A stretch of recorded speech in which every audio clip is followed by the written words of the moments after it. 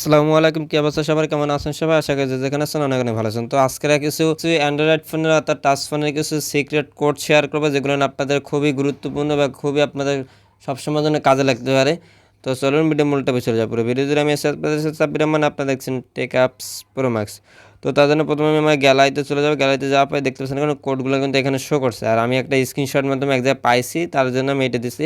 আসলে এগুলো সঠিক বা প্রত্যেকটা কোডে কিন্তু সঠিক, আপনার চাইলে কিন্তু দিয়ে দেখতে পান চেক করে। তো প্রথমে এখানে দেখতে পাচ্ছিলাম রিসেট ফোন রিসেট করার সময় অনেক আছে একটা বাটন, মানে এই অন অফ বাটন সাইপে তারপর দিতে হয়, কিন্তু অনেকে কিন্তু এটা পারে না। অনেকে এটা আপনি যদি ফোনে ডায়াল প্যাডে এটা ডায়াল করেন, তাহলে কিন্তু এই কোডটা ডায়াল করলে কিন্তু আপনার এটা রিসেট হয়ে যাবে।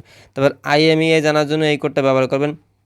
তারপর লক স্ট্যাটাস, ব্যাটারি ও ফোনের তথ্য, ব্যাটারি এবং ফোনের সকল তথ্য আপনি বের করতে পারবেন। যখন আপনি নতুন ফোন কিনতে যাবেন তখন কিন্তু এটা আপনার কাজে দেবে। তারপর FTA ভার্সন, তারপর হচ্ছে টাচ স্ক্রিন কোড, এটা আপনি টাচ স্ক্রিন চেক করতে পারবেন। তারপর হচ্ছে হাইব্রিড বা ব্যাকলাইট টেস্ট, তারপর হচ্ছে হার্ডওয়্যার বা সফটওয়্যার ডিটেলস, সবগুলো এখানে দেখতে পাবেন। তারপর ডায়াগনস্টিক বা কনফিগার, অর্থাৎ এগুলো কিন্তু আপনি কিন্তু প্রত্যেকটা, বিশেষ করে আপনারা যখন নতুন ফোন কিনতে যাবেন বা পুরনো কারো ফোন যখন কিনতে যাবেন, অর্থাৎ ফোন কেনার সময় কিন্তু আপনার এটা কিন্তু খুবই গুরুত্বপূর্ণ।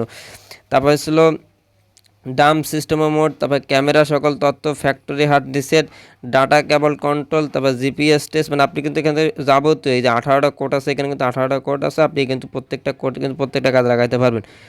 তারপরে ছিল ওয়াইফাই ম্যাক অ্যাড্রেস, তারপর ব্লুটুথ ডিভাইস, তারপর জার্মের ভার্সন, তারপর ছিল টাচ স্ক্রিন ভার্সন।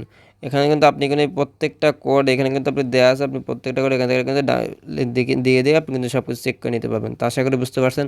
ভালো থাকবেন, সুস্থ থাকবেন, আল্লাহ হাফেজ, আসসালামু আলাইকুম।